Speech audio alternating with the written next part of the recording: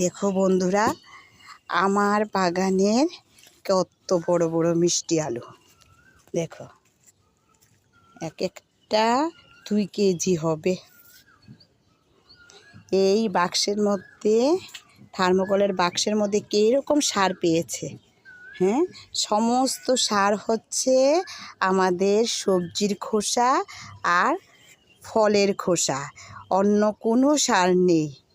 দেখো, এই সারে এইরকম মোটা মোটা মিষ্টি আলু হয়েছে। আগেরগুলো ছোট ছিল, এই বাক্সের আলুগুলো অনেক বড় হয়েছে। এই বাক্স এবং আলুটা এত মিষ্টি এবং খুব সফট, খুবই সফট খেতে।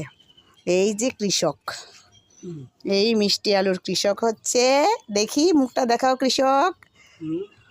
এই যে মিষ্টি আলু, এবার কেমন লাভ হয়েছে তোমার মিষ্টি আলুতে? হ্যাঁ, খুব লাভ। খুব সারাদিন শুধু আলু খেতে এই বাগানে, ছোট্ট বাগানেই সময় পাস করে। ভালোই আলু হয়েছে, পাঠাবো সবাইদের জন্য, সবার জন্য।